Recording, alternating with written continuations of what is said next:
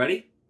Hi everybody, Sandy here from Sandi Cooks. I have a new tripod that you are coming to be on. Hands-free, no, not holding my camera.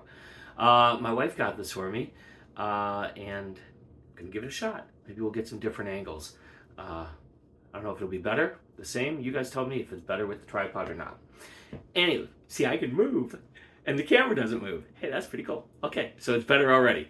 Okay, so today I am going to be making gazpacho, which is an Italian cold soup. It's a tomato-based soup with cucumber and red onions and tomato and garlic, and kind of blend it up together just using the immersion blender. Really easy to bring together, but you do want it to sit overnight in the refrigerator because it all comes together, and as Emerald likes to say, gets happy. We use that as a term a lot around here. So yeah, we definitely want the food to get happy. And so anyway, I'm gonna make gazpacho, and come along with me. Thanks. I didn't mention, but this tripod also has a Bluetooth remote controller for the phone, so I can turn it on or turn it off remotely now. I don't have to reach up and turn it off. Anyway, what I want to show you here, and I'll angle the phone in a second, is this. We start out with 6 medium tomatoes for this recipe, and we have to peel them. So to peel a tomato, you have to drop it into boiling water, give it a count of 30 seconds, and then pull it out and put it into an ice bath. Because we don't want to cook the tomatoes, but that 30 seconds will allow the skin to kind of loosen from the outside tomato, and then we can peel it off really easy. So I'll show you that, and we'll have the ice bath. I'll do the whole thing for you. All right, and now I'm going to reuse the remote instead of pushing the button. Okay, as you can see, I have got my ice bath ready to go, and I am bringing water to a boil on the stove. So I'll show you that when I put the tomatoes in the boiling water, take them out, we'll do the whole thing.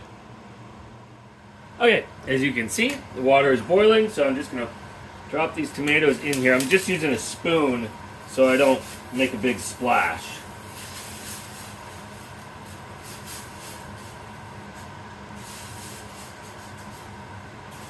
And we're literally just going to count to 30. 1, 2, 3, 4, 5, 6, 7, 8, 9, 10, 11, 12, 13, 14, 15, 16, 17, 18, 19, 20, 21, 22, 23, 24, 25, 26, 27, 28, 29, 30. Turning them off. I'm going to take them over, I'm going to put them in the ice bath. Okay, just going to pour some of this water out, and these are going right into the ice bath.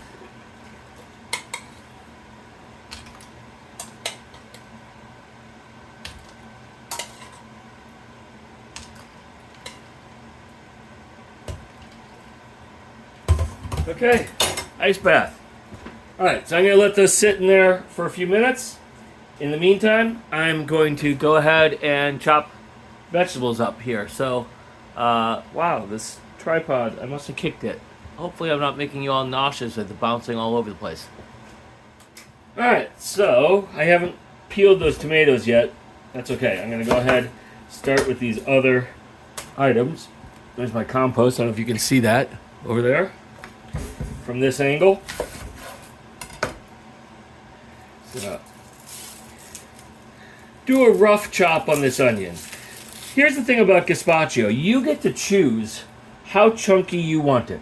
You can make it super smooth and, completely blended if you want. Nothing wrong with that. Or you can make it chunkier so it's, chewy. You actually have to chew your soup. It's up to you. And I kind of go in between. So, I'm sure that's not helpful at all. But oh well.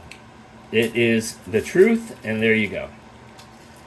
Alright, like I said, I'm just going to do a rough chop of this, because what we're going to do at the end, when we get it all together in this bowl, is we're going to hit it with the immersion blender, and we can, control how chunky it is at that point.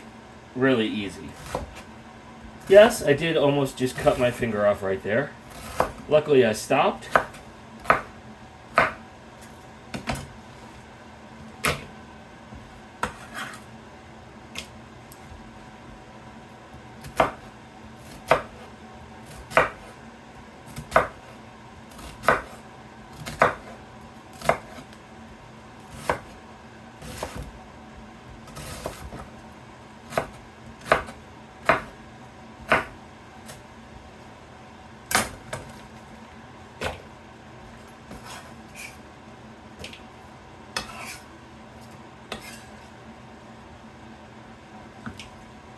Alright, next is a whole cucumber peeled.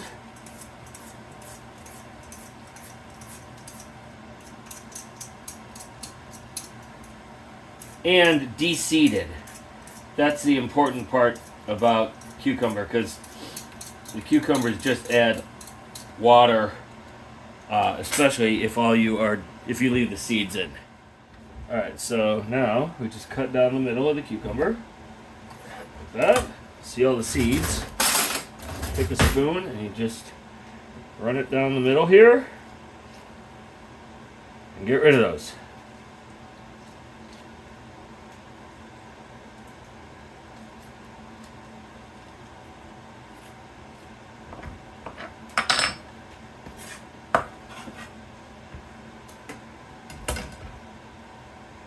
And this side too. It's easier if I use the cutting board instead of holding it in my hand. Amazing. Okay, so for this, I'm just gonna cut down here like that, and like this. And again, I'm gonna keep these. Oh, I got some green on the ends here. Those. And I'm just gonna do a rough chop here. Again, we're going to use the immersion blender, so we don't need it perfectly chopped. Alright, next up. You can use a red pepper or a green pepper. I've seen this done a couple different ways. I usually just cut down the sides, but the recent way I've seen it done is going around like this. I don't know if it really makes a difference versus just cutting down the sides. But it's nice and clean, which is the point of it, right? Let's see, I usually do these in sections.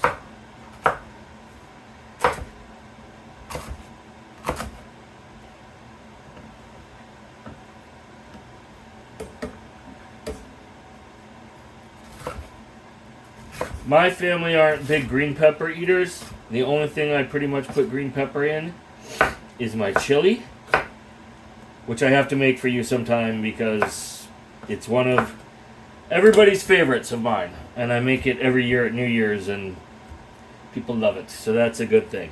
Alright, that was the red pepper. Alright, next up is 2 stalks of celery. I'm going to cut off the tops and bottoms because those have been exposed to the air. They don't look good or probably taste good. You can, if you want, you can peel your celery. I don't worry about it except where there's spots that don't look so nice. So then you can just peel that off like that. This one's got a little here. Oh, see? It's just a little easier with the peeler to get at it. It comes off so easy that way. All right. Here's your little trick for the day. Using a peeler for your celery.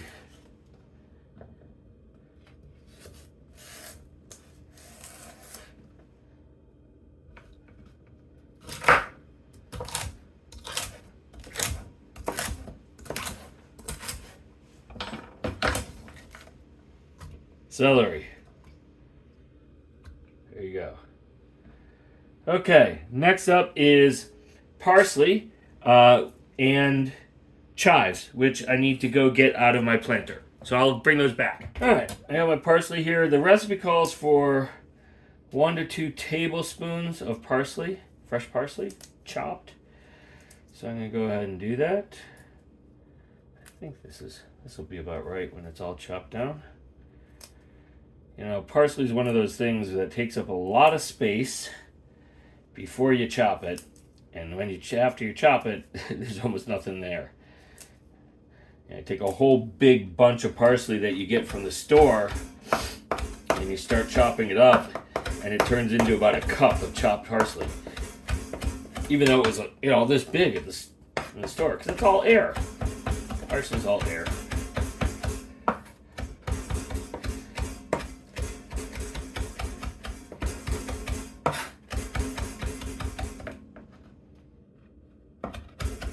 No. Oh, that's why it's making noise. That's not normally inside there.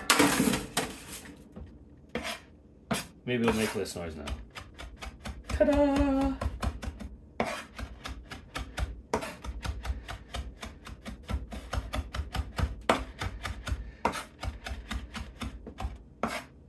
And here's the thing about gazpacho, is you can really use any vegetables that you want in this. You know, you like broccoli, in theory you could put broccoli in there, or kohlrabi, or beets, or I don't know, whatever. Carrots.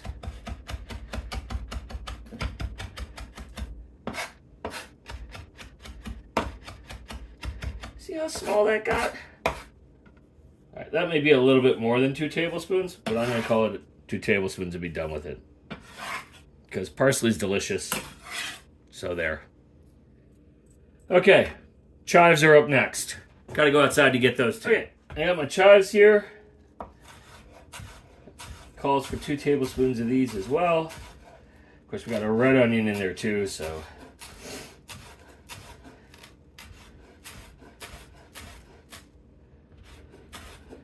And then the next thing up after that, I have it right there, is a clove of garlic. Just one little clove for this whole thing.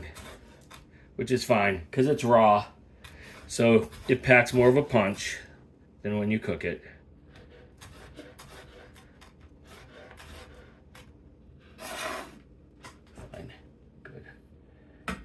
Chives.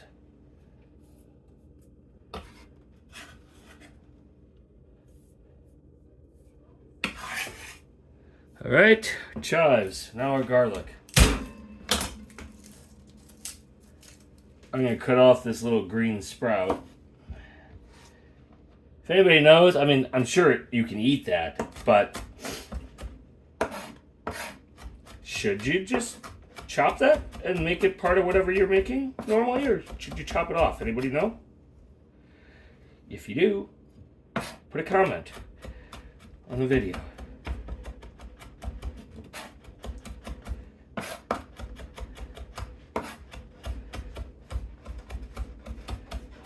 Okay, almost done here.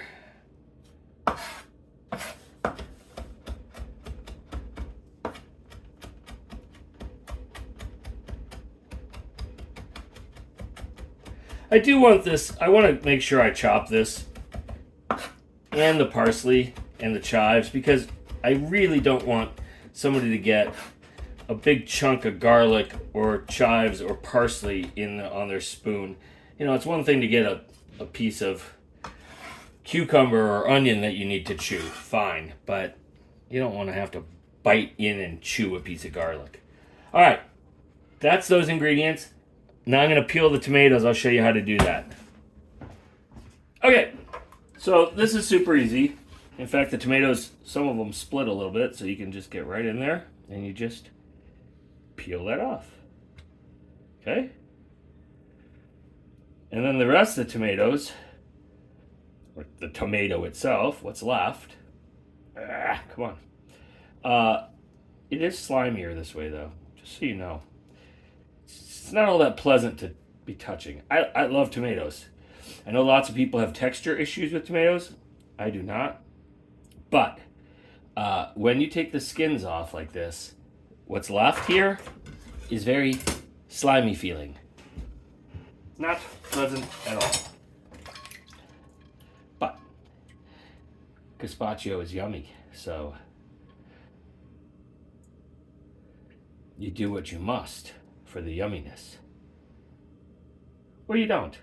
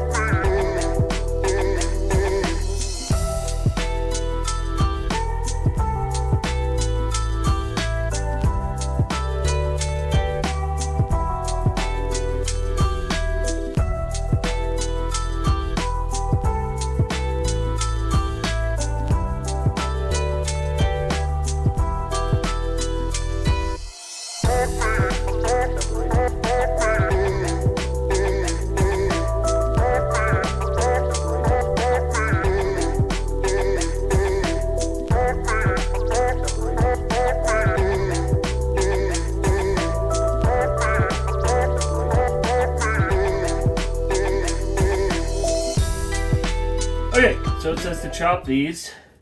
Woo! And like I said, they are slippery.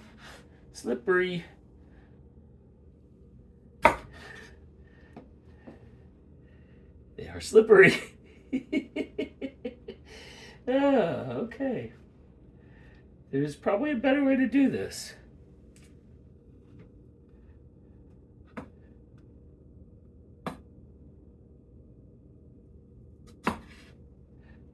I should have cored this a different way, like that. That would have been easier. All right, anyway, chop.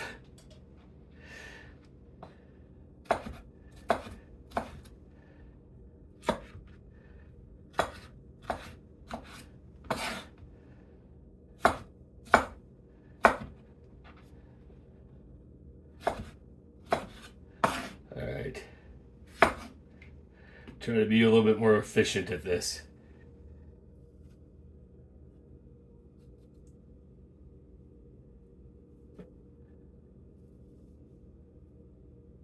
Just be careful, people. I mean, you know, I'm breaking rules here, cutting towards myself, and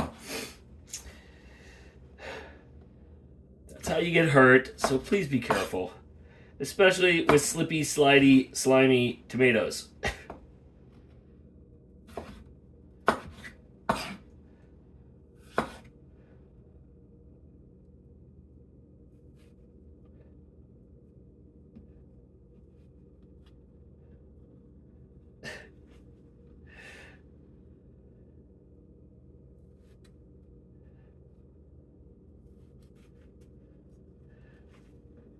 As my kids would say, I am riding the struggle bus a little bit here. They may say I was driving the struggle bus.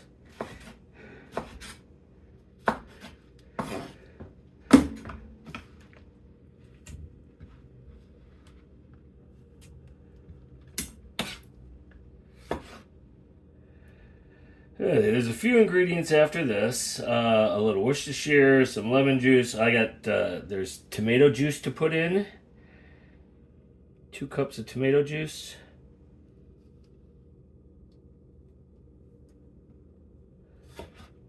Now we got to do the blending. Salt. Did I say Worcestershire? Worcestershire goes in. Salt, a little pepper, a little Tabasco. You can put more or less Tabasco in, depending on how spicy you like it. I think I've mentioned a couple times my wife's been having a very difficult time lately with spice. So we have been keeping spice down to a minimum.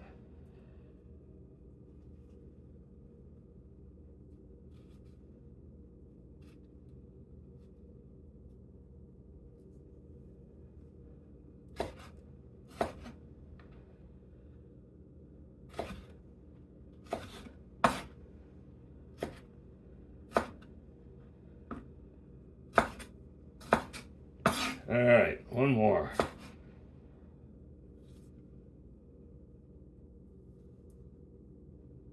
Get the whole core on that one side. Cut it in the uneven.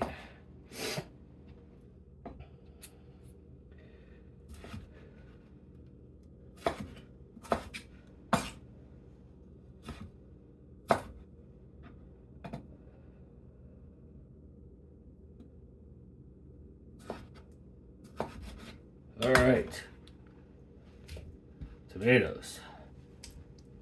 I have a bunch of liquid here that I'm going to dump before it gets everywhere. All right, still liquid everywhere. All right. Okay, the next ingredient is tomato juice, or you can use crushed tomatoes. I just got these little cans. They are 5.5 ounces each, which adds up to, 16.5 ounces, right? 5 plus 5 plus 5 is 15, and 0.5, 0.5, 0.5 is 1.5, so 16.5. So we're supposed to use 16 ounces, right? 2 cups of tomato juice. So we're going to have just a little bit more than that. I'm not worried about it. And I went with these little cans so I wouldn't waste, because they had these big jugs at the store, and I'm like, well, if I open that, am I going to use it? The rest of it, in a week or two? And the answer was probably no. So I didn't buy those. All right, this calls for a 1/4 cup of red wine vinegar. Remember, use a wet measuring cup for this, not a dry measuring cup. Fluid ounces and dry ounces are not the same. All right. By the way, I just saw a thing on YouTube about Pyrex and their newest measuring cups. You actually measure looking down into them, so they've written it on the inside, so it's pretty cool. So you don't have to bend over to look like this. And it also calls for a 1/4 cup of extra virgin olive oil. So let me just go ahead and add that here. Okay. There is my olive oil and red wine vinegar. Okay, next it calls for a tablespoon of squeezed lemon juice. I'm just kidding. This lemon is pretty small. It's probably about a tablespoon and a half, but I'm going to go ahead and use the whole thing. There you go.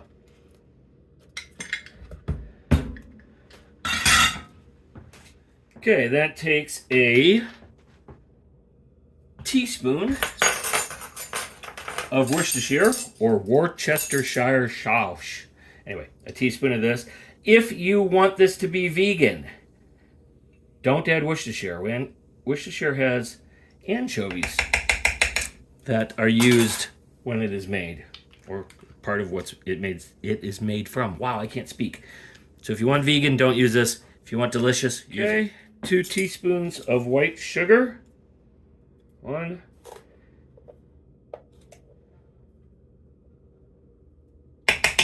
2. It says kosher salt and pepper to taste. So we got a fair amount of tomatoes here, so I'm going to add a healthy amount of salt, a little bit of pepper. I don't want it bland. And my wife can't do spicy, fine, but I don't want it bland. All right, I got my immersion blender here, and I'm just gonna go at it.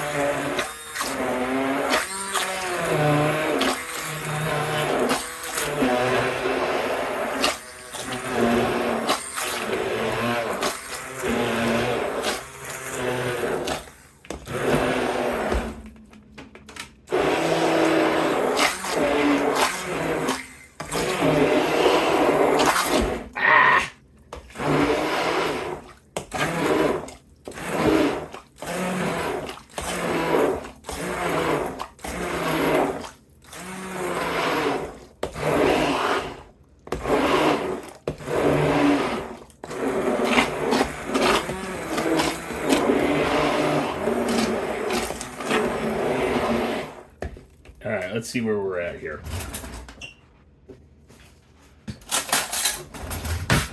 First of all, let's look at the consistency. That's about what I want. A little bit of a big tomato there. We can find that and get that a quick chop right there.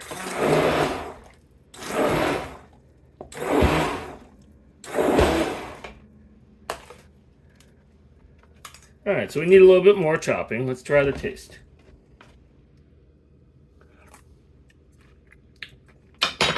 Definitely needs more salt. Lots more salt. Gosh, it's so fresh and yummy.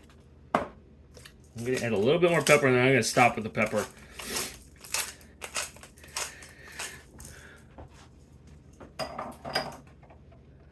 And I'm going to leave the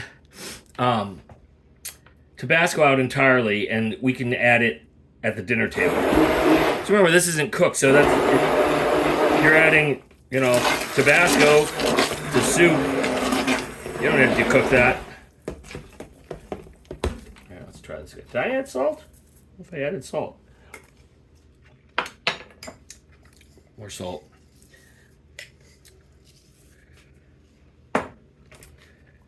Actually, I don't want to chop this anymore, so I'm going to just mix it at this point.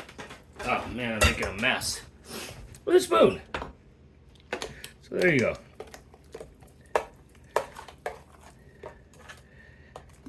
And of course, I don't want to over salt it. You can let everybody salt it at the table if they need a little extra.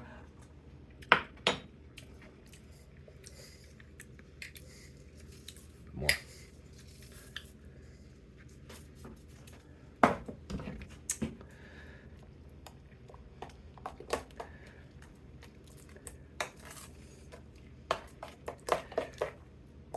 I know it's not much to look at, but it really is delicious. Okay, good. All right, and then when I serve this tomorrow, we will, like I said, I'll use Tabasco in my own personally. I may add a little bit more salt to mine. And we'll serve it with sourdough bread. I got one of these. This is from Panera. Sourdough loaves at the grocery store. You just throw it in the oven for 10-12 minutes to heat it up. Serve that with a little butter, and we're good to go. I hope you enjoy this. If you enjoyed this, please click the like button. Subscribe to Sandi Cooks on YouTube so you don't miss new recipes.